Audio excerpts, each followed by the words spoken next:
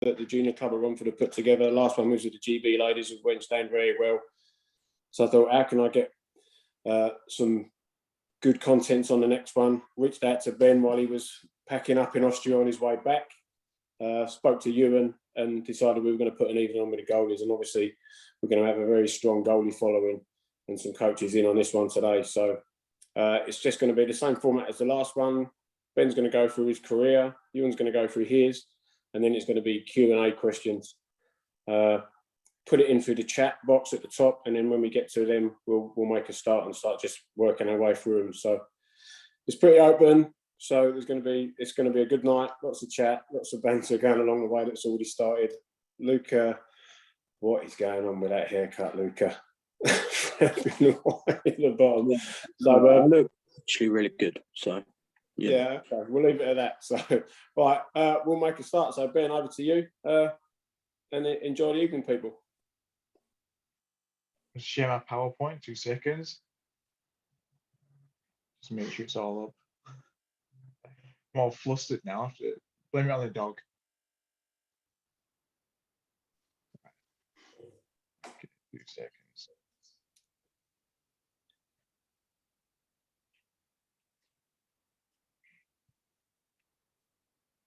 All right, can you see that? Yep. Yeah. So you just want me to go through my career, Pitch? Yeah. Yeah. Good. That's all I've got. So pretty self-explanatory. I mean, I'm 30 years old now. I'm getting pretty old. I've been around quite a while. On this, right? There we go. Years playing, 24. I've played since I was 6. Started off as a player, to be fair, and spent more time in the net than the actual goalies. And in the end, my parents finally bought me the goalie kit. Thought if I'm going to be in the net, I might as well get protected anyway. So yeah, I think my grandma, when she was still with us, she used to have a poster up. I think it showed spring '97, and it was me as a player. And then there was one for summer '97, and I was a goalie. So I didn't spend very long as a player at all. I don't know if it was just the kit or what that I kind of got drawn to. Professional years out of that, it's 9. Next year, obviously, a big one, double digits into 10, and yeah, hopefully it'll go a bit better than what this last year did for us. So my junior career, I spent my whole junior career from being 6 years old to leaving Sheffield at 21. Spent it all in Sheffield, right from the under 10s through to the Steel Dogs. Obviously, my first year in the EPL was the Scimitars before it fell through and they went bust. And after that last year with the Steel Dogs, I left for Hull, and that's where I managed to start my pro career. During that time, in my own teams, we got 6 national titles. My mum was telling me off actually when I made this PowerPoint earlier, saying that we won more, but we did win a lot more, but that was with the age groups above, and I can't remember exactly how many that were. So these are all for my teams that grew up. We got 6 national titles, 7 league titles. I spent 10 years actually.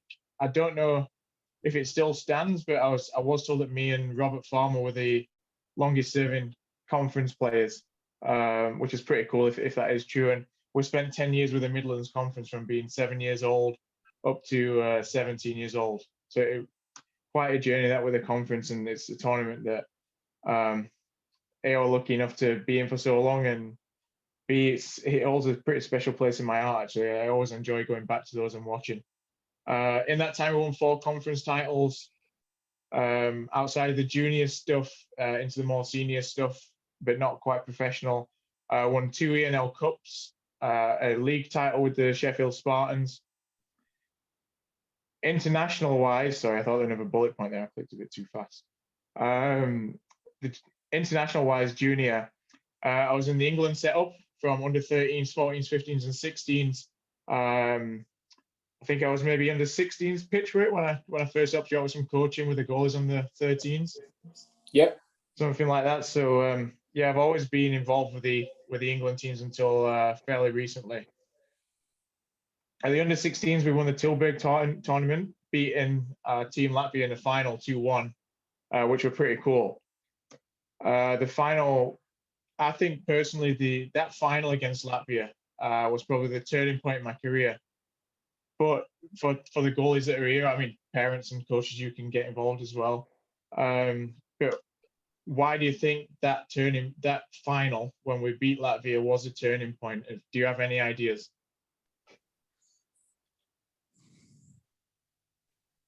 Do I get to see the answers here, Pitch, or is it? Do you have them? No, guys, if you've got any ideas, shout it out. Come, bring yourself off mute and just bounce it off.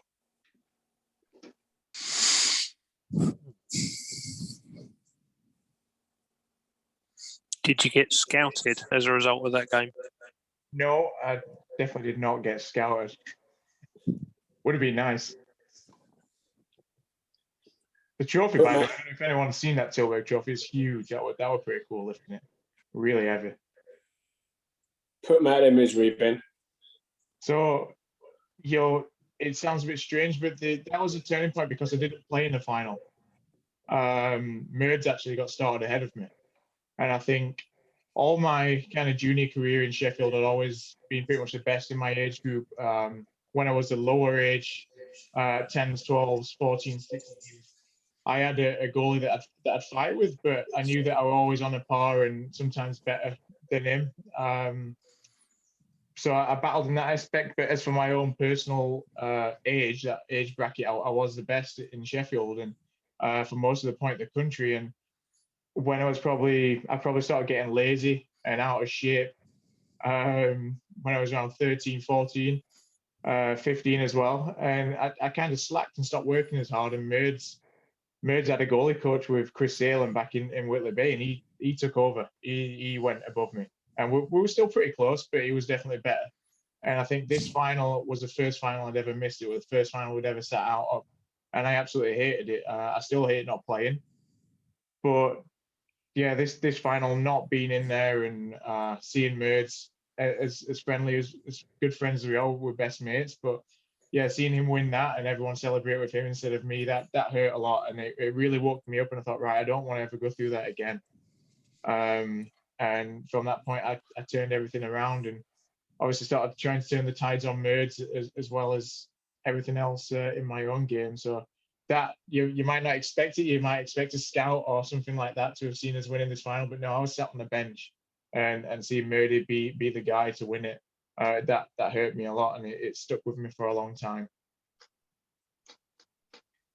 So back to my junior career, rather than the stories behind it. I spent 2 years with GB under 18s, 3 years with GB under 20s.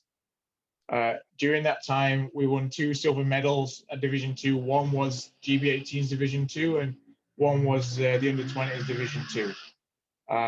Back then, it was my last year at GB under 20s actually, where the systems changed. So right now you have like a Division 1A, Division 1B, where the Division 1A is better than a Division 1B. But back when I played, Division 1A and Division 1B were both kind of equal, with 6 teams in each, and only one team would get promoted from those up into Pool A. So it works it out a little bit different. But yeah, 2 silver medals at Division 2, 1 18s, 1 20s. Then we had 2 gold medals. I actually won the first silver medal with the under 20s with Ewan, with Kinger in that. So that's a little bit of history for their pitch. 2 gold medals at Division 2 with the under 20, one with the 18s, one with the 20s again. And then probably my most proud moment of the junior GB stuff was the bronze medal at Division 1 in Belarus. We'd obviously we won the silver medal with Kinger in Spain, of all places. The year after, me and Merds won the gold medal in Hungary. And the third year of the GB, we played in Bobrusk in Belarus. And we had Team Latvia, Team Belarus, Ukraine, Italy, I think, and I can't remember who the other team was. But yeah, we were expected, Japan. We were expected to get relegated, and we ended up doing really well. We ended up coming third, and that's the year where the group split, and the top three teams from each division kind of merged into one to make tougher divisions. And GB obviously got kept in Division 1A, which was really cool for the players the year after. And yeah, that bronze medal, it took a lot out of us. It was a really good 10 days. It were a lot of fun. So that out of those medals of GB juniors, that's probably my most proud. So my pro career started in Hull, like I mentioned before. I had 2 years there. I then spent 6 years at Cardiff, and this last year with the Graz 99ers in Austria. and obviously 5 weeks with the Panthers, hopefully, through this little mini series. Achievements throughout that pro career in Hull. You might not think it because Hull were obviously like a lower team back then. We're lowest budget in the league, and it were a platform that were really good for me to kind of step on and try and grab and run with. And my first year there, we were the first team in the franchise history to make it out the Challenge Cup group stage, which is pretty cool. We also made it out in the second year, and in my second year there, we set a franchise record for the most points in a season, which again, it's a really cool. We had a really good team that year, and the league was pretty tough. And it went in my way because we actually knocked Cardiff out of the playoffs. They ended up being 9th, and we ended up being 8th. We had to beat Sheffield on the last day to win it. So that were a really, really good team that year in Hull. It was pretty special year, a lot of fun. And then after that, I obviously made the move to Cardiff. During my time there, we won 3 conference titles, 2 Challenge Cups. The first trophy, it's always kind of nice when you have these little facts. But the first Challenge Cup that we won was the first trophy the club had won in 10 years. We won the league twice. And again, the first league title we won in 2016 was the first time they'd won in 20 years. And we won 2 playoff titles. And again, the first playoff title we won was the first title for the club in 19 years. So the Cardiff franchise has obviously been pretty storied throughout hockey, and it had gone through some dark times. So to be able to go and turn it around and be part of a group that's won a lot in those 6 years, it's pretty special. Obviously, when you see little stats like that, it makes it kind of makes your achievement stand out even more, which is obviously from a personal point of view, it's pretty cool seeing that. Personally, with Cardiff, set a franchise record for most wins during the EIHL era, most shutouts in a season, longest shutout streak, franchise record, and also the franchise record for most shutouts, which I thought it was kind of pretty cool that it finished on 33, with that being my number as well. Just a little, that's my OCD kind of kicking in. I like that. And then with GB, again, we've had some amazing times with GB. You can't help but smile when I talk about GB. It's really cool. I've grown up with a lot of the guys and played with them for a long time. So what we've done over the last few years, it's definitely made it even more special. But yeah, I've been involved with the squad since I was 20 years old.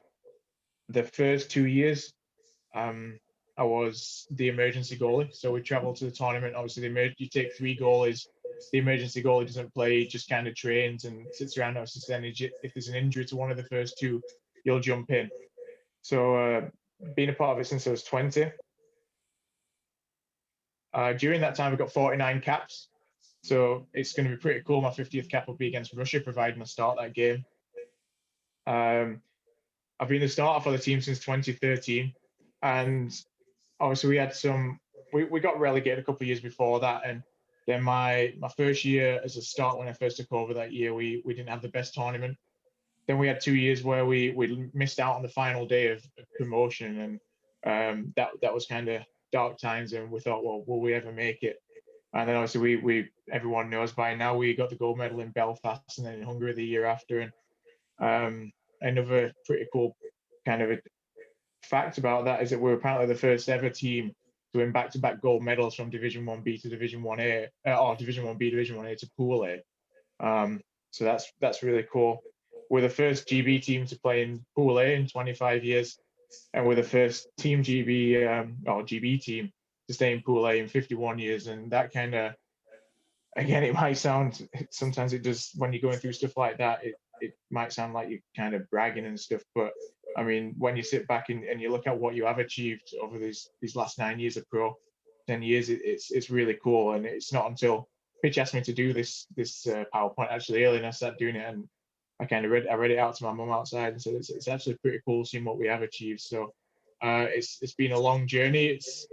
There's been a lot of ups and downs. This year again is another learning curve in Graz. You learn a lot about yourself, a lot about your body, the mental aspects of the game, and yeah, it's like I say, it's looking back, it's been one hell of a ride, and hopefully the next 10 years are just as good. Thank you very much, Ben. Ewan, follow that one up, buddy. Yeah, maybe I should have gone first. No pressure there, Ewan. Yeah. Thanks, Bounty. All right. So mine is nowhere near as impressive as that. I'll be honest. I'll get that out of the way first. But yeah, if we so I guess talking about juniors to start with, where it all began for me was in Bracknell.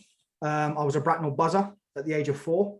My dad was a professional hockey player, and he was actually bought by the Bracknell Bees in 1994, I believe it was, when they used to have transfer fees, and Bracknell bought him from Peterborough. So my hockey career started there as a buzzer. I scored my first goal in my first ever game. It was a wicked slap shot from the top of the goal crease. The goalie had absolutely zero chance on that one.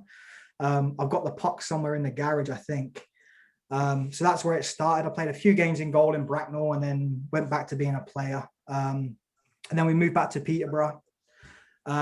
My dad went back to playing for the Pirates. My mum's from Peterborough, so we moved back to here and started being a goalie really at the ages of 7 or 8. I can't remember what. And it's funny, like people always say, what made you be a goalie? And it actually goes back to an import goalie that my dad played with in Bracknell called Dave Langford. And it was something as simple as he gave me a broken stick. And for no idea, that was my calling to be a goalie. So even the littlest things that you do, like for the younger goalies on the call when you're older, like a little act of kindness like that from you at that age can have a massive impact on somebody. And that's what led me into being a goalie. So I was lucky enough to go through the conference program. Played for the Big Red Machine, Southeast, under 11s, 13s, 15s, and 17s. A lot of really good times with Southeast, going to the Finland tournament in Turku. Conference tournaments was a lot of fun. One thing I will say to the goalies on the call that are lucky enough to play for conference, really, really cherish those moments, because as you get older, you actually miss them, especially the under 11s and the 13s age groups. You don't realize how much fun it really was back then. And then I didn't actually make an England team until I was under 16s. And funnily enough, I'm not the tallest of people. My dad's 5'2", my mom's 5'2". I was never going to be above 6 foot. And I was always told I was too small. I was always told I was too small to be a goalie. And what I did is I took that away. I worked, and eventually I got an invite to the School of Excellence, which is how the England program used to be. It used to be a week-long tournament or a week-long training camp in Hull, and the team would be selected after that. And my coaches at the time were Paul Simpson, and Robert Wilkinson, and Pete Russell was actually there as the goalie coach for that week. So it's funny how things come around in circles. But luckily I made the team, got to go to the Budapest tournament at Christmas, which was a lot of fun. And then the Tilburg tournament, which Bownsy mentioned earlier. And I was not lucky enough to win it. You'll see a pattern in this as we go through compared to Bounsy's presentation. But it was a really, really good tournament. It's unfortunate that tournament doesn't run anymore, because you played against like Switzerland, Slovenia, Slovakia, the Dutch team when they were good. Like, it was a really, really good tournament for that age group, and it's a bit of a shame it doesn't really happen anymore. So then that same year, I was lucky enough to make my debut for the Peterborough Phantoms in the EPL in a derby game against MK Lightning, which was probably one of the scariest moments, I think, as a goalie. The starting goalie, Stephen Wall, was injured, so the backup goalie started the game. And I think it got to 5-1 early on in the second period. And funny enough, my dad was actually the coach of the Phantoms at the time. And he turned around to me and said, "You're in." And I did the old looking down the bench thinking he must be talking to somebody else, because there was no way he's putting me in at 15 in this game. But he did. And it didn't go as badly as I thought it would. We ended up losing 7-1. So I was pretty happy with that. Which then led me into being lucky enough to represent my country on 3 occasions: 2 under-18s tournament and under-20s tournament, which Bownsy mentioned earlier. First year, we won a gold medal in Lithuania. The following year, we got relegated in Poland. Like Bownsy said earlier, the groups were slightly different back then. And then under 20s, it was Bowns, he was my goalie partner, and we won a silver medal in Spain. Based on seeing Bounsy's presentation, I think if we played Bownsy the whole time, we might have got a gold, but we'll cover that one later. And just to confirm, yes, that is me wearing them white pads, that old school catcher, and the pictures sort of cut off a little bit, but that blocker is about the same size as the pads. So equipment's changed quite a lot since I started playing. So then senior career, I don't really like to call it a career. It's more what I did. But I had 3 years with the Phantoms in the old EPL. Got to work with some really good goalies, Stephen Wall and Greg Rockman. Learned a lot from those guys. And whilst I was my last year with the Phantoms, I got called up to play for Basingstoke in the Elite League. I played 5 games for Basingstoke, against Belfast a couple of times, Nottingham, Cardiff, and Hull. And played actually quite well. I was quite proud of how I did, and people seemed to be quite impressed with me. And that was probably one of the worst things that actually happened to me, because the problem is the following year I went to Romford as my first year as a starter, and this is a really good lesson for any young goalie on the call. I went to Romford in my first year as a starter, and I had the mindset that I'd made it, and in reality I would nowhere near, and I didn't prepare myself. I didn't do the right things, and I got injured early on in the year and never really recovered, and I just didn't prepare myself properly. And probably the biggest lesson I learned from that is when you get into senior hockey, it doesn't matter how good you are as a junior, you start on the bottom of that ladder again, and you've got to climb it. And then when you get to the top of that ladder and you think, okay, now I'm moving on to the next challenge, you haven't made it. You're on the bottom of that ladder again, and you've got to start climbing and working and be prepared again, which is something that I didn't do. And I'm happy to admit that. So after that year, I ended up having 2 years out from playing. And that's when I started coaching properly. So I started running the goalies and juniors in Peterborough. Started helping them with their goalie program and stuff like that. But then I got invited to play in a testimonial match in Peterborough, and it sort of reignited my love for playing again.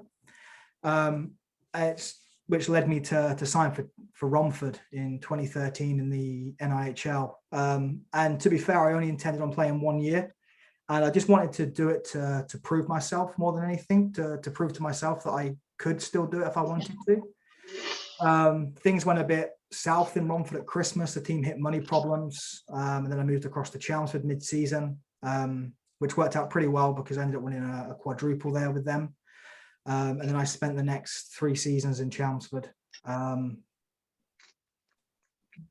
Lot of really good friends from my time in Chelmsford, like the picture in the background there with Ben. Ben's probably one of my best friends, and we speak probably every day, and really, really good goalie partner to be with. And I absolutely loved my time in Chelmsford and everything like that. It was a really positive time for me. But then it came to an end, and I think my wife thought at that point I would stop playing again. But then I stupidly made the decision to go to Streatham, which from Peterborough is like 3 hours away. So I didn't last very long in Streatham. I lasted half a season and moved back to Romford. Finished the season in Romford. And then the following year, started the season in Romford, and then mid-season I moved back to Peterborough. And that's where I finished playing. It's quite cool for me, really, because I got to finish where I started. So that was a pretty cool experience. And one thing as well for young goalies to notice, in all the pictures I wear white pads, goes with any kit, goes with any team you're playing for. So white pads are a good choice. So that sort of leads me onto the coaching, which is what I do now and something I've been doing for a long time and something I'm really, really passionate about. So started actually coaching the juniors in Peterborough when I was a young goalie myself, sort of under 18s, and helping the younger goalies out, under 9s, under 11s, anything I could really do to help. And that's where it all sort of started. And then I took over the goalie program in Peterborough when I took time out from playing and managed to get goalie sessions and everything like that for the juniors, and started coming up with a plan. And it started to have success, which then led me into the England program for 3 years. And within that time, we built the England goalie development program. started to have a real impact, I think, on goalies within that program. We're starting to see the waves of that coming through now. I think when I was bored the other day, like I do sometimes, I wrote down a list of goalies that potentially will be with the 18s and 16s sort of in the next couple of years. And I think I come up with about 22 goalies, which is something that's really good compared to where we have been in the past. From there, I moved into coaching education. With that, we introduced the first goalie coaching qualification in the UK, the GK1. GK2 is meant to be coming this summer. Pandemic obviously delayed that, but it's never something that's been done here in the UK, and it's something that I'm quite proud of. And through that program, we've had 100 coaches now registered as qualified GK1 goalie coaches, which is a pretty cool for me. I like that because I'm a big goalie geek. And then I became the goalie coach for the Peterborough Phantoms, which is pretty cool because I like working with senior goalies as well. It's a different vibe. It's a different way of dealing with people. And I gained a lot of experience doing that, which I really, really enjoy. And then through the coaching education, I was lucky enough to, obviously we had Jim Coursey come over and do the coaching seminar for us. And luckily, he invited me to go with him to Cleveland, the American League team for Columbus, and attend their training camp. Probably one of the coolest experiences I've ever had, to be fair. Was on the ice with them every day with their goalie practices, team practices, team meetings. Literally, they made me part of their staff for the week. And it was a real eye-opener to where we want to get to, or what we need to do to get goalies to that level. And it was a fantastic experience for me, which again then led me into becoming the goalie coach for the men's team. So obviously I did the Olympic qualifier last year. It was over a year ago now in Nottingham, which was a lot of fun. Quite a nerve-wracking experience, I'll be honest. Going in with a very seasoned coaching staff, a team that's been together for a very long time. Obviously players within that team that I played with on GB, and crossing the line to the other side was a bit strange, but it was something that I really, really enjoyed, and something I'm really looking forward to heading into the Worlds in Riga in a couple of months' time. And then the future is still to be written. You've always got if playing, coaching, anything, like you've got to have aspirations to get better and set goals. And even if they're unrealistic goals, it's sometimes not a bad goal to have, because then you're always striving to get better. So like my biggest influences, mainly from playing, which really got me into coaching, was my father, Kevin King. He was my first goalie coach. He was a player. You can actually see the size of the blocker in that picture. Jesus. And he trained himself to be a goalie coach as well as a player coach. And he had a massive impact on me and my brother. And even now I'll phone him for advice if there's something I'm not quite sure on and stuff like that. And he's been a big influence on me. Paul Simpson, who was my first England coach, England under 16s. He was a really good players coach, and he was the first one to show some sort of belief in me. And I know how that made me feel. So I like to try and do that with any goalies that I'm lucky enough to work with. David Clarke, who brought me into his hockey schools at the age of 20, and I've been with him now for 10 years. And like the influence from him is his professionalism and the way he carries himself and how meticulous he is. And I try and copy a lot of that with him. And then Gary Clarke in Chelmsford, same sort of thing as David, his meticulous. And that's my influences from playing that have led into, I guess, my style of coaching and what I like to do. But the biggest thing from a coaching perspective is you've got to be constantly learning, and I can't spell. So for me, like I try and network with other coaches as much as I possibly can. I'm probably a pain in the backside to some people, but I don't mind. They probably do, but always trying to speak to other coaches and get different ideas and things that people are doing. I attend seminars as much as I can. The NHLCA obviously have done their series, which has been unbelievable. A lot of really good content on there, and not just from a goalie perspective, but from a player's perspective too, and looking at different ways and trends that teams are trying to create offense, and how penalty kills are played and power plays and stuff like that. There's a lot of really good nuggets of information in there that you can use as a goalie coach. And then Goalie Guild Retreat is a virtual, well, it's not meant to be a virtual symposium, but it was last year, with a lot of really good speakers, goalie coaches from around the world and stuff like that. And same with Network Goaltending. Another really, really good resource for symposiums, as well as it's like a Facebook group with them, and people ask questions and they post clips and stuff like that. It's a really good way to learn new things and stuff like that. But anyway, with coaches on here as well, like, speak to the goalies. The goalies actually have a lot of information that we don't really maybe not get, or we don't see it their way. So actually you can learn a lot from the goalies. Different ways of playing. Like, you see a goalie do something a little bit strange, and you're like, oh, what's he doing that for? Like, but it's effective. Find out his thought process, because guess what? It probably will work for other goalies too. So you can speak to your goalies, get a lot of information from them. And the attitude that I like to try and keep is all I know is I don't know. So I'm never going to have every bit of knowledge out there. I'm never going to have the holy grail of goaltending, or anything. So as long as you're open-minded and willing to listen and learn, hopefully you can at least be successful and get to where you want to get to. So yeah, that's me, Pitch. Sorry, it's a bit longer than I thought it was going to be. No, it was good, Ewan. I even recognised the baseball cap your dad was wearing, the old Players Association cap from back in the day when I was playing. So it's going back some time.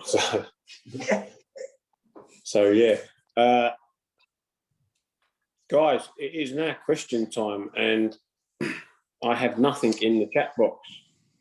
So either you know everything you want to know about it, or you're not too confident on putting anything in there now. So I got one from Mr. Bowns. So I'll make a start, and then you guys can jump in. Ben, what's your biggest save you've ever made? Everyone will expect me to say the Jack Hughes one at the World Championships in Slovakia, because obviously that's by far the biggest save in terms of kind of media attention and whatever. It ended up on TSN and all that kind of things, and it got tweeted by the New Jersey Devils, which were pretty cool. But my biggest save I've ever made for me personally was a save against Belfast in the in the playoff final.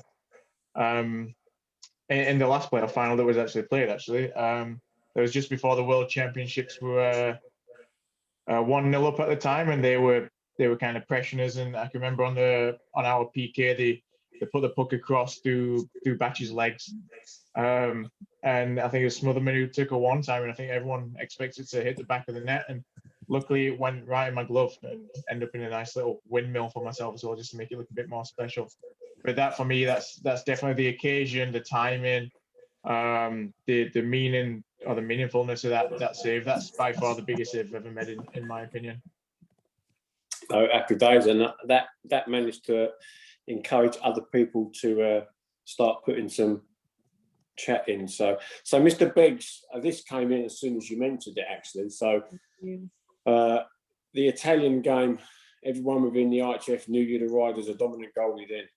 I think that's a pretty good comment from Mark. So we've got one from Sean Martin. How much ice did you use? How do you control all the... And how much off ice did? So how much ice did you have as a junior, and how much off ice did you do? Well, is that to me or Ewan? Or do you want both of us? We'll go to both. So like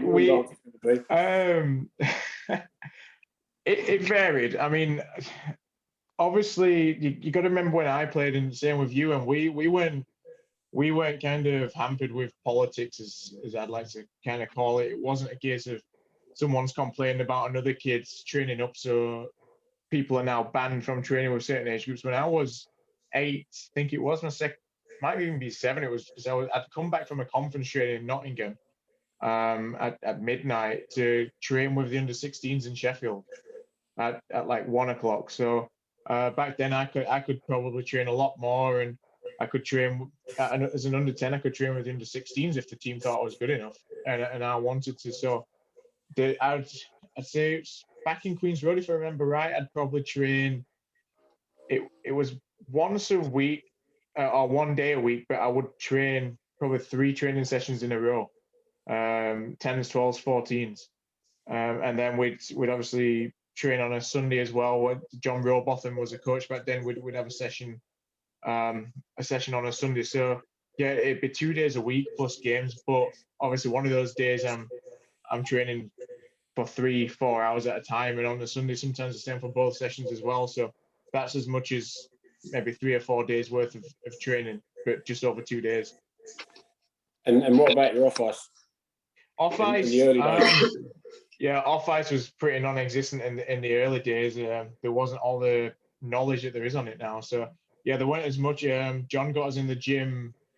First time I ever probably went into a gym was probably, I don't know, maybe late under 10s or my first year under 12s, training up with the 14s and 16s. Anyway, Casey more just going up, and those guys would be lifting weights, whereas I'd just be punching a punching bag or something, or lifting little tiny weights kind of thing. Whereas now it's developed, I think, to more. There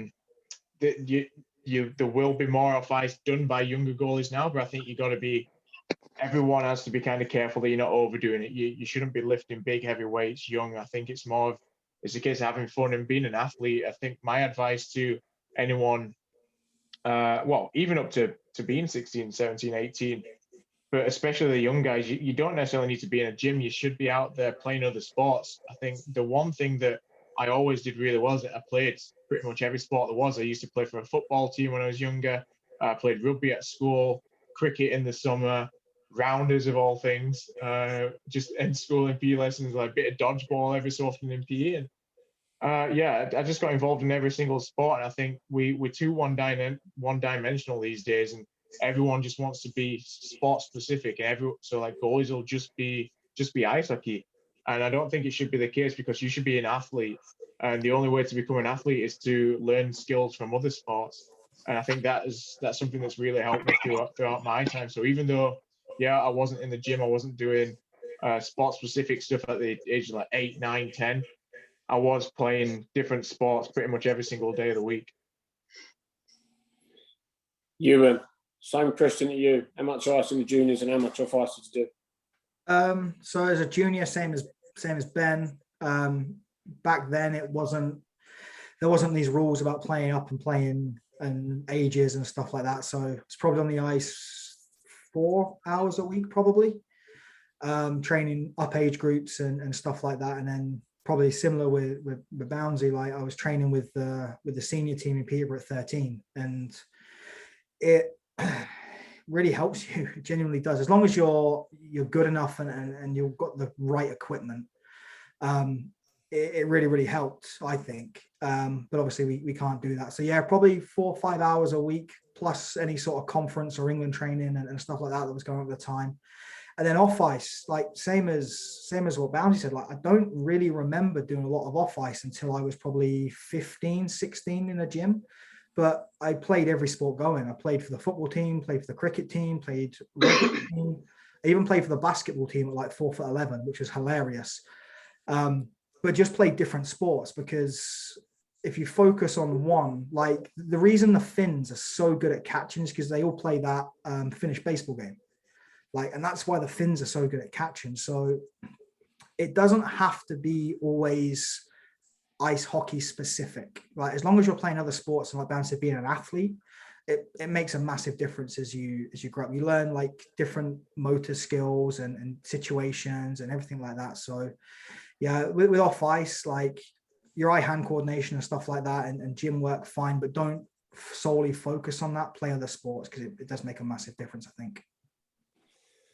Okay. Alfred Jeffries just asked, what point in your career do you think was your peak, or do you think you've hit it yet? So Ben, you can answer that one, and you can go through when yours was. No, I like to think that I've not hit it yet. I mean, I think the peak in terms of kind of attention and everyone looking at you was definitely 2019, where we went to the Worlds and we had that, but at the same time, that was the year that we threw a league away in Cardiff, so it was a bit of a downer. So yeah, for me, I like to think that I've not hit it yet, and hopefully goalies kind of hit the prime from 27, 28, 29 into your early 30s. So hopefully for me, I'm going to keep going up, and yeah, hopefully in the future we go even like to greater heights. Ewan, when was your peak? About 15, I think. I don't know really. I guess probably my first year back when I came back playing, to be fair, because I came back with no expectation, no ego, no nothing. I was just playing, and it's probably the most fun I had playing. So yeah, probably then, like 2013. So I must have been 25 maybe. But Ben's right, like goalies peak way later than players. Like goalies peak between sort of 28, 32. That's sort of their prime years. And a lot of it's to do with like the mental maturity and being able to deal with certain situations and stuff like that. Because when you're young, you don't really know how to deal with situations. And it's not until you go through those failures and those tough times that you learn how to process them and cope with them and basically turn their negatives into positives. And you don't really get that until you're sort of in that 28, 32, 33 bracket. So I think that's sort of the key ages for being probably at the top of your game. Okay, cool. Ben, next one's for you. It's from Darren Carter. How was your time this year with the injury and your recovery? Well, an experience. I'll give it that. Definitely experience. I mean, obviously, personally, the season kind of couldn't have gone any worse for me. I got injured first period of the third game in. Spent a long 15. Well, you get told straight after that your season's done, 8 to 10 months surgery, and then you manage to battle back and avoid surgery and come back 15 weeks later. So I did get to learn a lot about myself, a lot about my body. A lot about me and my wife's relationship as well, and a lot about her as a person as well, because she was a huge influence in the reason why I came back so quick. She was a huge help with that, with the treatment that she gave me. Obviously, I'm smart enough to marry a sports rehabilitator with that injury, but no, it was a tough one. It's really frustrating, obviously, how the season kind of went and how it finished. Obviously, not going back to grads, it would have been nice to go and have a full season there and be able to show exactly what we've done. But no, I think, like I say, it's definitely experience. And the big thing for me is I'm proud of how I've managed to come back. I managed to come back strong. And again, like I said, you learn a lot about yourself. You learn a lot about your body. And like Ewan says, you learn to take things in your stride a bit more as you get older. And I think it kind of puts into perspective what I went through this year. Of how much less like the game means to me, and all that sounds kind of stupid. It kind of puts into perspective. Obviously, you look at losing a game of hockey as a young kid, or your first year pro, or your first professional game, and it's devastating to lose. It's like, oh, the world's ended. But right now, you look at what's happening in COVID. People lost loved ones, but then obviously, in terms of myself personally, I blow my knee. Almost out for the season, and that is way more important and way more devastating than losing a single game of hockey. So it does kind of make you relax more. It gets you into a different kind of mindset, and that's what I mean when I learn stuff about myself and learn about my body and overcoming that kind of adversity. Just, in my opinion, it makes you a stronger person. Most definitely. I mean, I know we spoke a lot while you were injured. I know you were in touch with Ewan quite a lot, so there was a lot of people reaching out and just communicating with you in every way they could. So I did definitely like the blogs that you were doing. That was entertaining. And who has the winning total on the game that you were both competing on the blog that Joe did? Jade's definitely better. We had my goalie coach in Grazzy. He came around to our house for a night and wanted to look at it, and she went on the Beat Saber game, and she must have been practicing while I've not been on it for the last few months, because she was unbelievable. Yeah, she's definitely a lot better than me on that game right now. Got a question from Daniel Nevedov. Are you sponsored? I don't know about you, but I'm not sponsored. I was sponsored by Puckstop, obviously going to Graz. They had different sponsors. Puckstop couldn't be involved.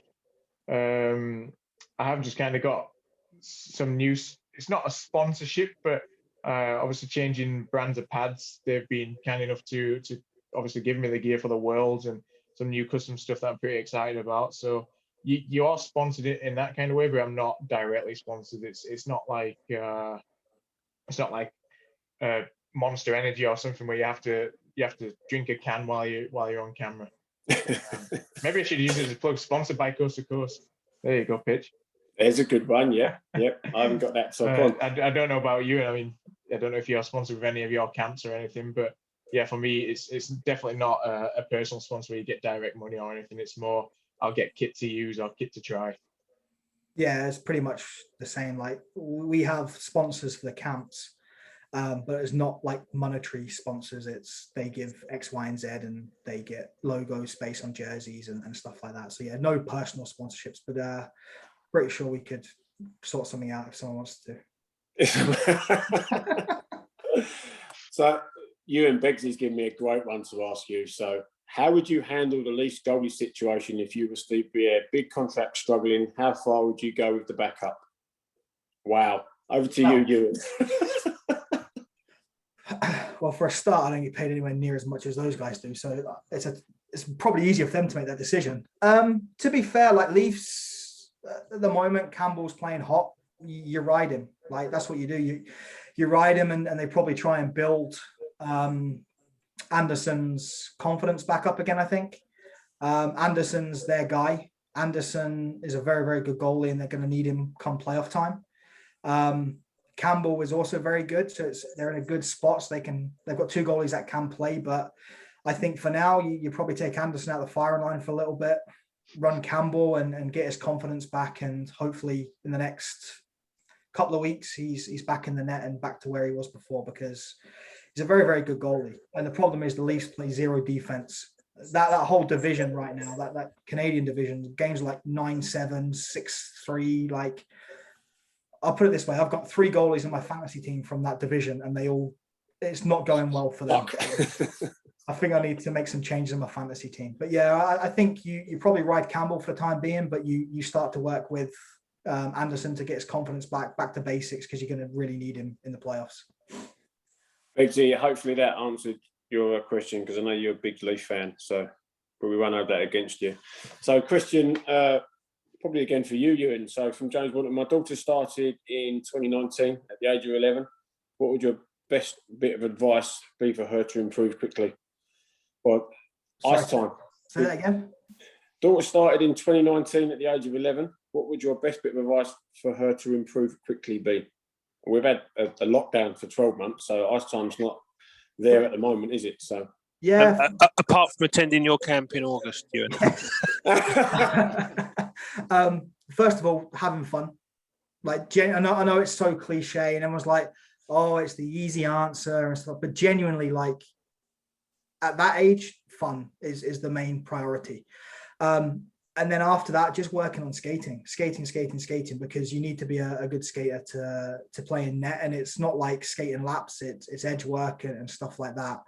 But I know that if you put a lot of pressure on a goalie at that age, it becomes a chore and it becomes hard work that it doesn't need to be.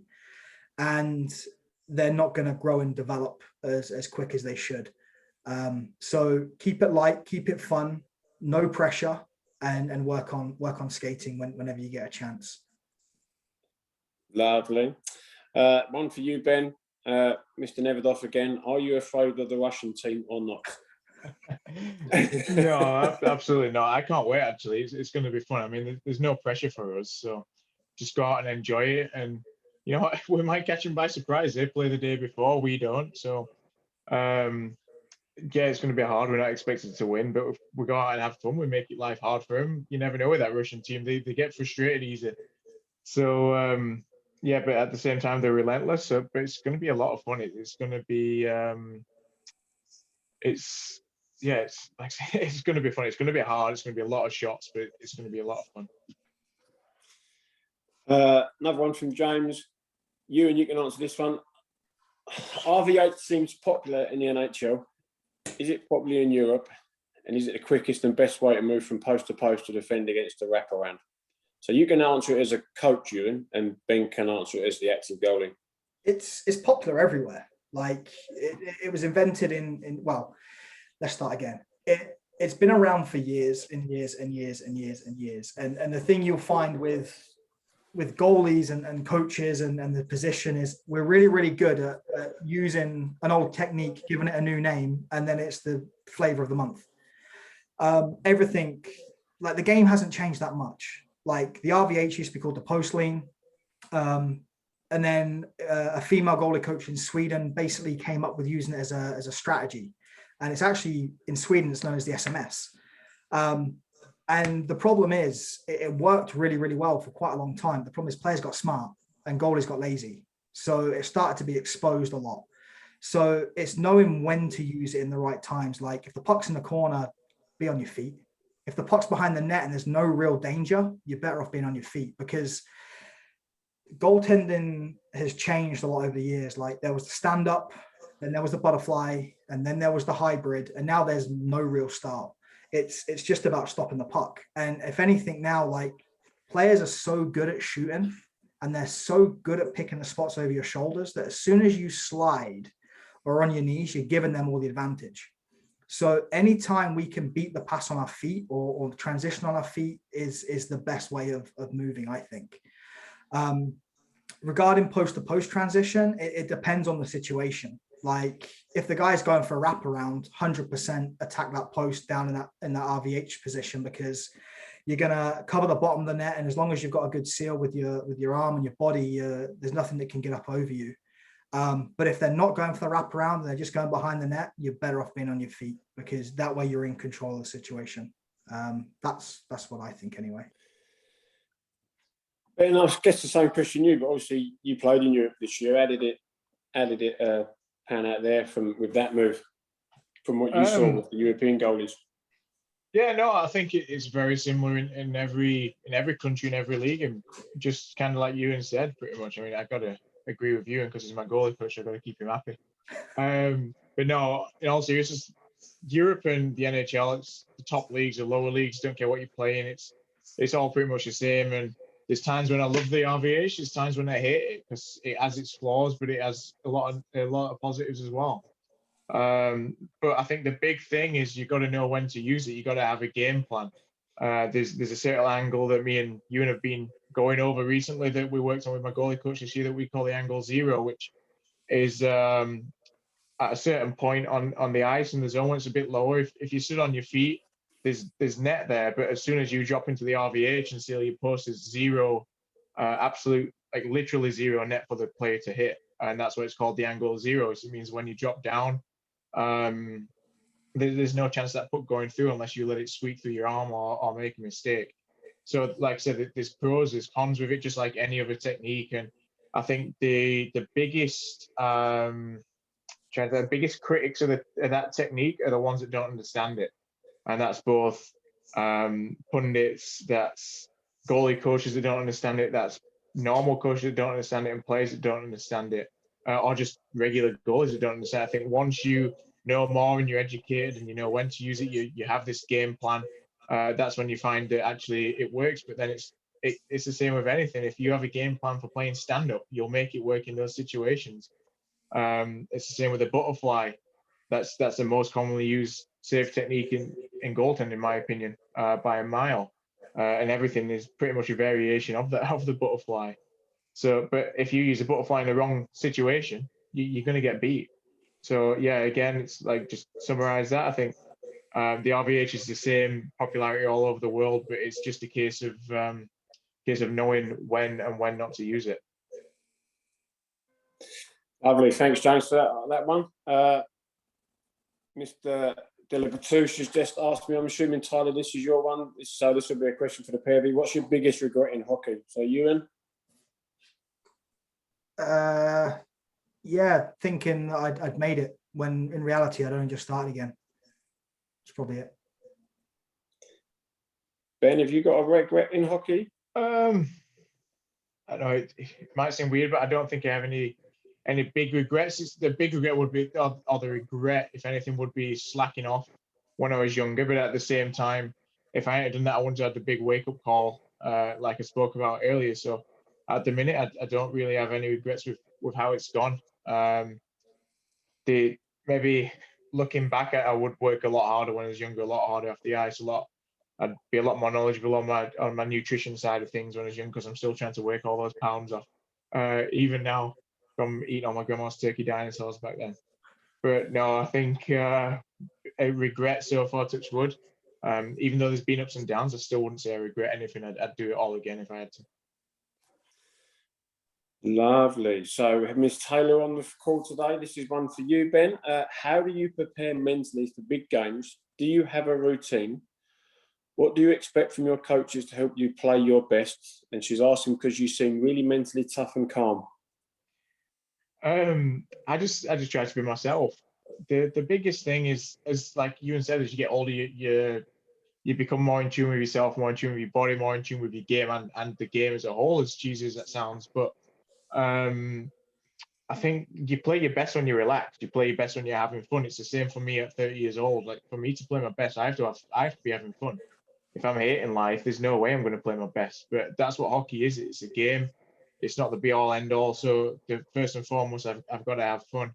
And yes, I do have a routine. But the routine can change. There's times like I can have a certain routine for the home games in Graz or the home games in Cardiff, but that can't be the same as an away game, because you got different schedules. And like, we're going to go to Nottingham now, and obviously I'm traveling from my parents to that, so that's going to be a different routine again. At the World Championships, different facilities, different place. You got to learn new things. So I have some key things that I always make sure are in that routine, whether it's with that hand eye, with a certain warm-ups. I'll do the same exercises, using the same kind of routines, but in the same order, should I say. So yeah, I do have that. And as for what do I expect from my coach, like, pretty much nothing, if I'm totally honest. I think from my goalie coach, I expect them to, or with Ewan during this series now, and with GB, I'll expect him to tell me when I'm bad, when I'm not working hard enough. Pick up on any bad habits that are causing me problems in games. But that's during the week. As for on a game day, I don't really expect anything. I just want the coach to have faith in me, and the team to have faith in me. But at the same time, that you're not just gonna, or they're not gonna just have faith in you just like that. You've got to earn that, and it's a case of you finding your own way, your own preparation that's going to help you. And when I did my talks at the start of lockdown last year, it's a case of finding something that helps you prepare in the best way possible to be the best, if that makes sense, or to be the best version of you. It doesn't really matter what that is, because everyone's different. Just like with techniques, it's your own game, it's your own body, it's your own mind. You've got to be in charge of that, and you find out what works for you, what works for me. Might not work for you, and when he played it, and vice versa. And it's the same with goalies here. I can say do this, do that, do the other, and that might not work for you. Some of it will, some of it won't. And whether that's on ice or off ice, you just have to find your own thing. And the big thing for kind of staying mentally tough and calm is, I think for young goalies, you see them let bad goals in, and they kind of just capitulate and they start eating away. They'll slam the stick, and it's the same with some pro goalies as well. But you got to remember, no matter how good or how bad you play, you're still the same person. You're still the same goalie, and life goes on. I think right now with COVID, like I said earlier, there's nothing more of a wake up call to that than COVID at the minute. Like, what does it matter if I lose a game? What does it matter if I let a bad goal in? Might look like an idiot for 10 seconds, but I make the next save, and life moves on again. So yeah, it's a case of putting everything in perspective and just enjoying what I'm doing. Just to add one thing to that, actually, and one thing that I found really, really strange with Bownsy was he likes to be spoken to in between periods, and like a lot of goalies don't like to be spoken to. Like, I'm in the zone, I'm in the game, leave me alone. And it's nothing, it's just like small details, like the smallest details. It could be something on the opposition, it could be something that, like a little trend that might be there that you might not have noticed. It's nothing really like negative. They're tiny little nuggets of information which can have an impact. And I found that really strange, because goalies don't really do that. And then because I'm a geek, I spoke to a few people about it and a few coaches, and they were like, well, why wouldn't you? Like, players get spoken to all the time during games with little nuggets of information which make them be better. As long as you're giving them good information, it's going to have a better impact on their play. So I think that's a pretty cool thing. And I know a lot of young goalies on here. Like, I guess what I'm trying to say is, don't be afraid to take advice on during games, because it could be the difference between knowing what's going to happen and being proactive than a goal going in and losing. So that was something that was new for me, and I think it's a pretty cool thing to be open to. Happy with that answer, Angela? Right. Another question. Sorry, from I always Jane. forget how to unmute on Zoom. I was going to ask if you must have been like in a funk before, Ben. Like, how do you get yourself? Because I think when you're playing well, it's easy to be yourself and think like everything's awesome and everything's cool. And I can tell you're a super chilled out guy already. But you know, how when you're having like an absolute stinker and then you start sort of doubting yourself, have you got anything to sort of get yourself out of that funk? Or if it's a long period, like, do you have any like breathing exercises, yoga, video games? Like, what do you recommend if someone's in a bit of a funk? I said the best thing for me personally to ever get out, because I did used to take it to heart pretty much when I had bad games. I want to speak, I was showing my wife then, but I want to speak to Jade very, very much when I went home, just kind of want to be away from everything. Obviously now, as soon as we got the dog, that kind of all changed. They're all happy, and it's the same, I presume, when people have kids, they go home and they don't care if you've had a bad game. So that's where I kind of started learning to take everything for like as it is, basically. And I think during a game, there's times when you've got to accept you're going to have bad games, you're going to have bad weekends, you're going to have bad weeks, bad months, and it's just a case of making that as minimal as possible, as rare as possible, should I say. And during a game, I'll always have focus points. There'll be certain points. I mean, obviously, when we're allowed fans, I'd have people that I know in the stands, whether that's family, friends, whatever. I'd kind of look up, or away games, I'd look at rafters or banners or certain points up in the stands and the walls, and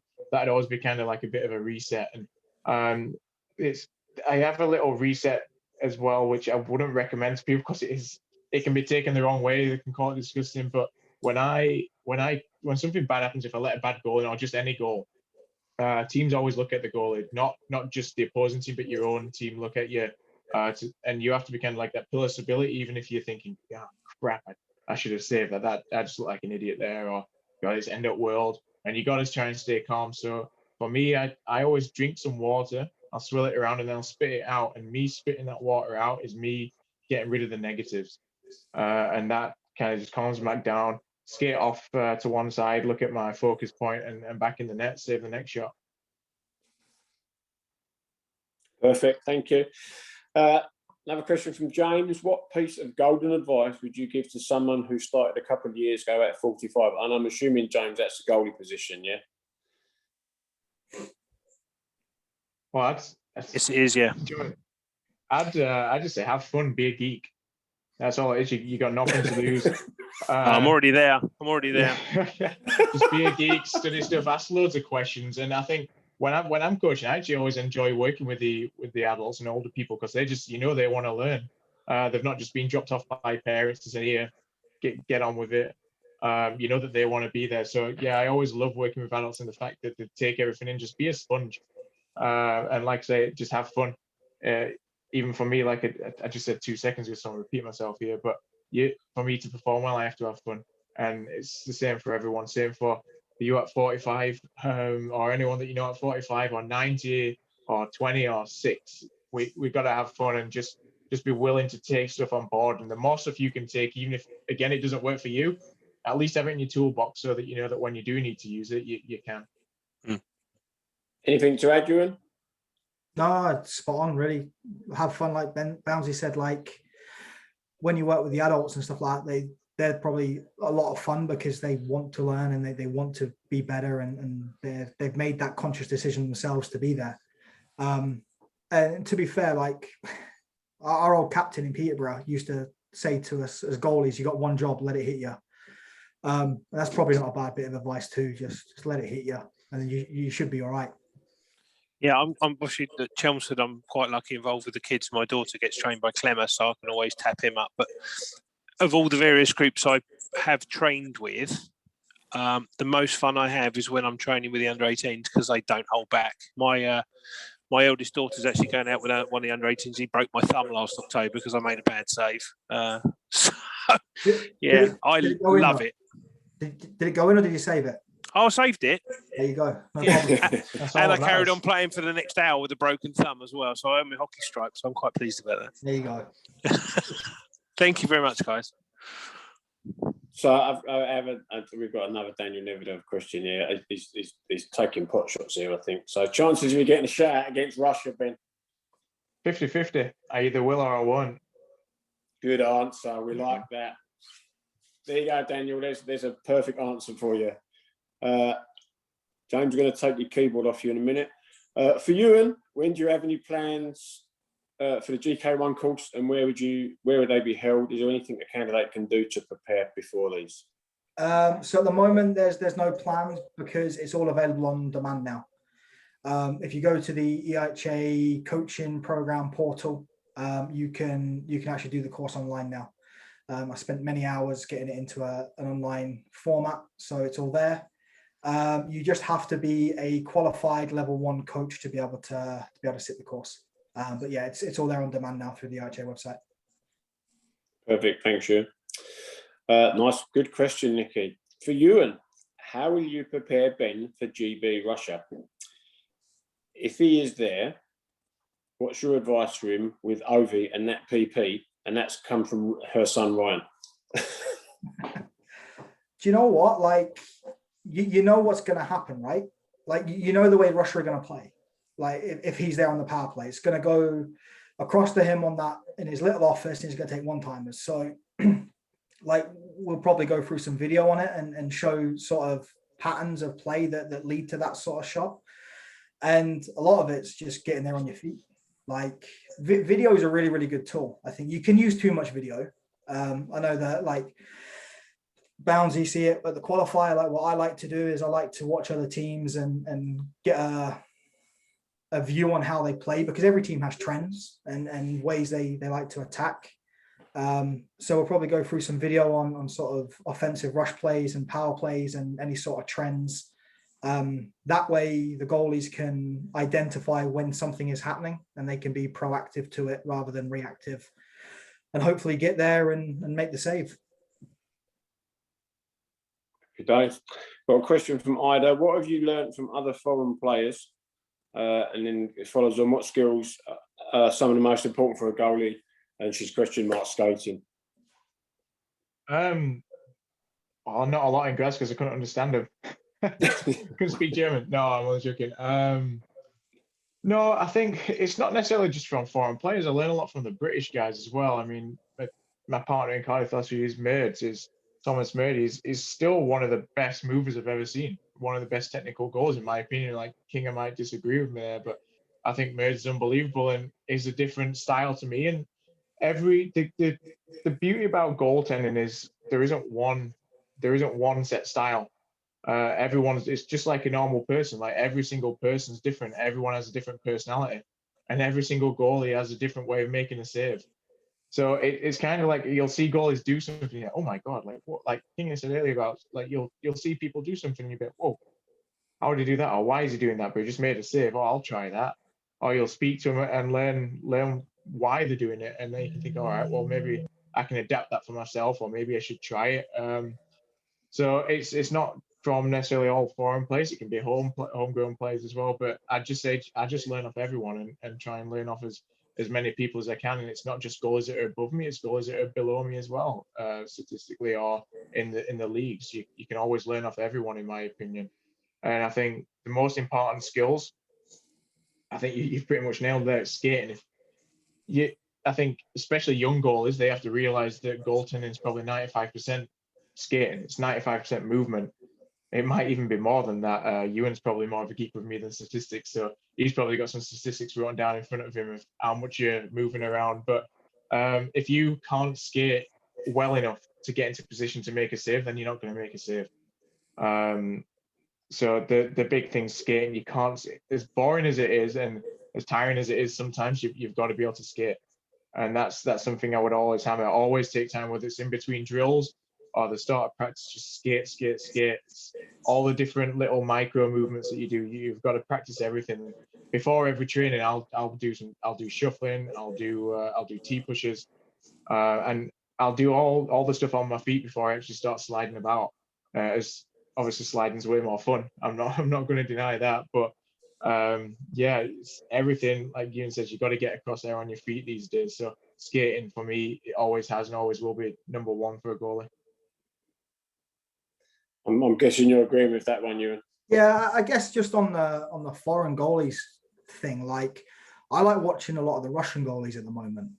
I'm coming to that question. Don't read the questions before I can ask. Is there a question about that as well? No, Yeah. okay, I won't answer that. But yeah, like skating, 100%. And it's not about skating laps or anything like that. It's about shuffles and stuff like that. And you only really need to use a crease size area because that's all you really use in a game. And anyone that sort of came to the camps over the last couple of years, like we don't really ever do drills on butterfly slides and stuff like that because I just think it's better to get there on your feet the best you can because then you stay in control of situations. Then as soon as you slide, you give all the advantage to the shooter because he knows what net's open and what net isn't.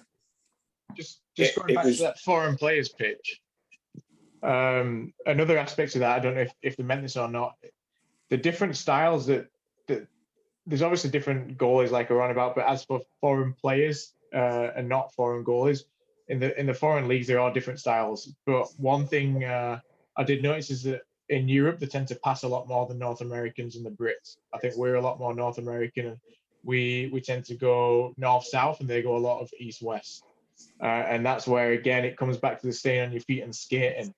That's where you really have to hammer, and that's one thing I've worked on.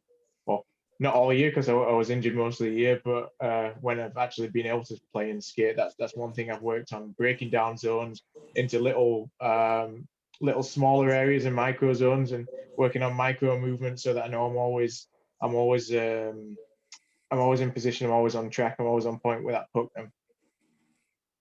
No, okay, cool. Ewan, going back to what you were saying about the skating, I remember the Jim Corsey camp in Cardiff, and it was the alphabet skating that he was doing. Like really, really simple, but so productive for it. So yeah, no, definitely. I think that's something that we sort of. It's not just us here. I think a lot of people do it. Like we try and overcomplicate it sometimes, and we try and add things in because we think we should add things in because it's too simple. When in reality, a lot of the time it is literally that simple. And like Bounty said earlier, like micro movements, like you only have to go A to B. So there's no point going to C to come back to B. So like small, sharp, deliberate movements is pretty much all you need. Okay. This one's for both of you. So this comes to the question you were going to answer before I got to ask it, Ewan. So which goalies do you enjoy watching play and why? So yeah, I guess I started answering that. I didn't realize that was a question in the chat. I quite like watching the Russian goalies at the moment. And the reason for that is they're not as structured. So like if you look at the North American goalies, it's very technical. It's very scripted. It's very just, I don't want to say cookie cutter because that makes me sound like I'm saying they're all terrible and it's not. But like it's very easy to watch. It's pretty on the eye, if that makes sense. Whereas the Russian goalies at the moment, like they still have that structure, but they're not so tied into it. They've got that creativity to like look at Vasilevsky. Like he makes some saves. You think like I think he made one in the playoffs where he was on his back and he had his legs up in the air and it like hit the skate blade and went wide. Like who thinks of that? But that's the way the Russian development's gone in the sort of the last 5-10 years. They've gone away from making it so rigid and structured, and they're teaching their goalies to understand the game and read the game better and basically just stop the puck at times. It doesn't have to be pretty.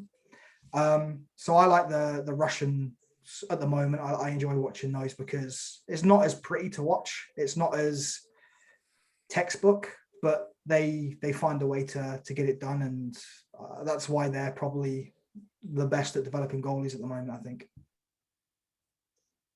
Ben? I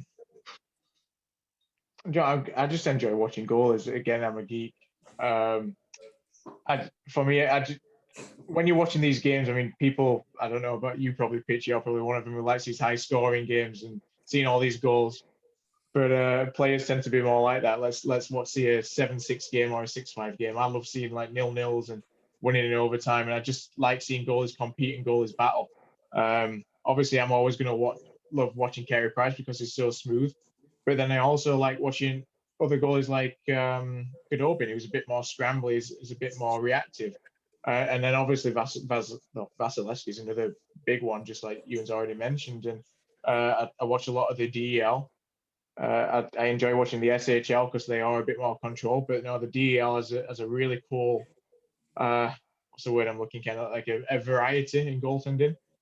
It goes from one end of the spectrum to the other in terms of control or kind of old school and more set up. So yeah, anyone honestly, as long as they're competing, I just enjoy watching goalies. Lovely.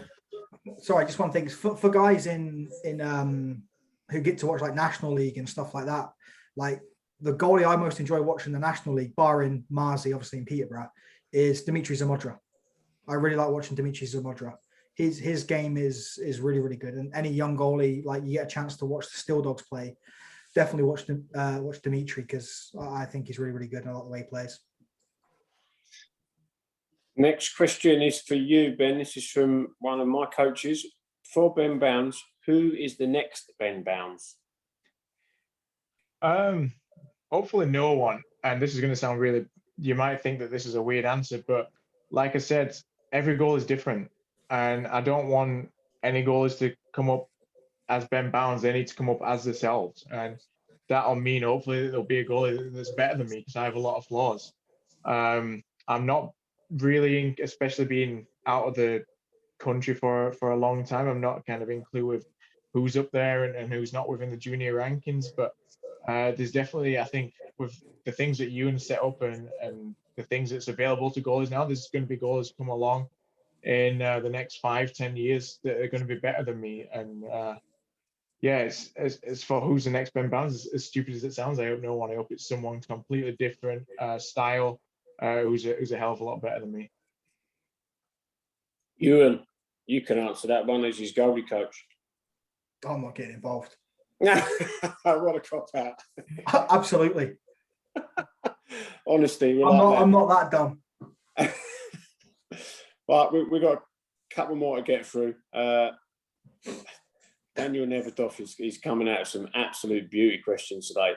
Have you ever had a fight and did you win? So you can both answer that. I'll let you go first, Ewan. No, you go first on this one because yeah, you go first. I had one when it's in my last year with the Steel Dogs. And yeah, I won because you're against Alex Metten, who's about half the size of me. So I made sure I won. And I also got a £50 fight bonus off of Piesy because he liked it that much. So so yeah, I have had one and I won, but that's it. I'm more of a lover than a fighter. And the short answer is no. I lose if my wife tickles me, I fall to the floor. So there's no chance. Someone punches me in the face, I'm in trouble. So no, never had a fight, and not even in real world either. What I would like to add to that, if you don't mind, on like a serious note, is it's a pet hate of mine to see goalies go out of the way to kind of start fights or grab players or sort of challenge the goalie. I hate with a passion. Like, we're not good fighters for a start. We've got too much kit on. It's too tiring. And at the end of the day, our job is to save a puck. It's not to fight players. You know, it's not to fight other goalies. It's not to slash them. It just like get on with it. You know, the amount of times I see a goalie go after someone or try to do something and concede it's ridiculous, and it just rattles me when I see young goalies going after people. It doesn't look good. It looks bad on you as a person. It looks bad on you as a goalie, and I think it does. It just doesn't do you any favors, and you end up looking more stupid than anything else. Yeah. So, like I say, that side of things just keeps yourself. If something happens, then okay, you might have to fight as you get professional. But especially young juniors, there should be none of that. Yeah, just I know we spoke about it on your podcast last year, Bounds, a bit of a plug for your podcast. But like Pitch will remember when we did when I was involved with the England program, like when we were deciding goalies to be invited to camps, like one of the things we looked at was penalty minutes. Yes. If you're yes. a goalie and you've got 20 penalty minutes in 16 games, like what are you doing? Like that's hurting the team. That's a big pet hate of mine. Like goalies taking slashing penalties and stuff like that. It's like you've got one job. Your job's to stop the puck. Like don't get involved with players. Like so, yeah. Right. Couple more. I've got one from Scarlett. Ben, you ran a really good goalie camp, and so does Ewan. Would you ever consider running one together? That's a good question. Do you want to answer this one, Bouncy, or should I? It's up to you. I'll let you go. We actually spoke about it a few weeks ago. So next summer, there's the possibility for that yet. Very good. There you go. One for you, Ben. This is from Callum. What was your biggest thing you had to overcome when moving abroad to play? And we'll take out the 3-day car drive from Cardiff. Yeah, don't get a Frenchie. Then you can just fly. Biggest things, I think it was, it's probably a mental hurdle. I think I really struggled preseason this year. It wasn't the fact that obviously you've worked towards your whole life to kind of get this move abroad and you go to a good league and a decent team at the time. So I was dead excited, wanted to prove that I could play at this level. But I think the biggest thing was in my head, I'm just thinking, don't fail. Like my wife's left a biz, she had her own business back in Barbados. And she left that to move with me, and I've moved us all out of our house, out of our home. She's left a business to travel to Graz with me for me to play hockey and obviously try and achieve my dream. And I think that was the biggest thing, just thinking, don't mess it. I didn't think that polite, but I can't say this. I don't want to swear the swear word that had come to mind, but I really like, don't mess it up. Don't mess it up. Whatever you do, you can't mess it up, and because everyone's sacrificed so much. So I'd say, yeah, definitely the biggest hurdle to start with was definitely mental. And once they overcome that, it's just you get round to it. It's just hockey. It's just a different style. And then the second hurdle after that was obviously getting injured. Yeah. Last two more. So this one's from Sean Martin for the both of you. Do you think height plays a big part in selection for North American teams or top scouts? Ewan's probably better at answering this. He's more clued up with scouts over there. Yes, is a short answer. Yes. I like that. Ewan. The short answer is yes. Yeah, I like that. Well, they have a bigger pool, right, to pick from. Yeah. So they do look at height, but it doesn't mean if you're a smaller goalie, you're not going to make it. Look at Yuri Saros at the moment in Nashville's like 5'10". So it is something that they do look at, but if you're good enough, you're big enough. And as long as you understand like box control and how you can control the area around you, I won't go into all that now, then it doesn't matter what size you are, you can be successful. Last one from James, and this is for both of you. When you're watching games on TV, do you look at the left and right of the screen to see what the goalies are doing instead of watching the play? I definitely do, yeah. But first, I'm checking out the pads and seeing how cool the kit is. if it's white like Ewan's kit, I'm usually turning it off. You didn't have to move around as much as me. Yes to actually both questions, but then like when I watch it, I don't watch a game in the 2 hours it's on. I watch a game in sort of 2.5, 3 hours, because I do a lot of pausing and rewinding and seeing sort of plays that the teams are playing and how something happened and what caused that chance, and then how the goalie played it, why it went in, why he made a save. I'm a geek.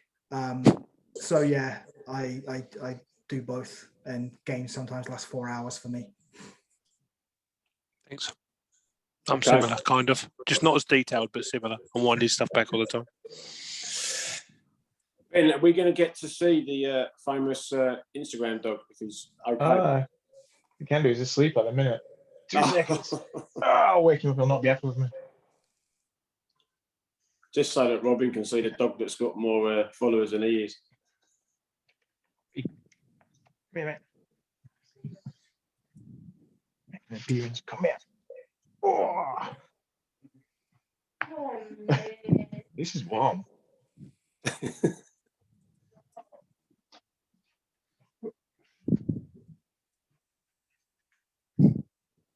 Come here. There he is, the famous Bowns dog. Who fortunately is okay, because the reason Ben was late on the call today was he had to take the dog to the vet and was flapping on my WhatsApp messages for about half an hour before the call started, hoping that he was going to be there in time. So it's good to see he's okay, Ben. Yeah, he gave us a little scare at one point, and then it turned out nothing wrong. Just cost me 50 quid instead. That's cheap. That's cheap. Oh, is that enough now? Go on then, So back. Ben, last one from me. What's your helmet design going to be like for the GB games? Oh, do you know what? It's actually going to be probably going to be white this year. It's going to be boring. Really? Yeah, because obviously we don't have we have the EIHL series, and then we have maybe 2 days, and then GB camp starts. So I'm not going to have time to get one painted. You don't reckon your painter will get it done in 2 days for you? No, I doubt it. I might send him a text, but then I'd probably have to pay for it as well. I don't want to have to pay for it. Right, ladies and gentlemen, the time is 9 o'clock. That's a good hour and a half session we've had tonight. Thank you very much for coming on. Ewan, Ben, thank you very much for joining us and giving up your afternoon or your evenings and the time it took you to do your presentations. Yeah, lovely. Thank you very much, guys. Thanks for joining. There will be another announcement probably next week for the next one from the Romford Junior Raiders. But thanks for everyone for coming in. Stay safe and see you at the rinks. Thanks, everyone. It was really good. Thank you. Time. Thank you. Thanks, guys. Bye. Bye.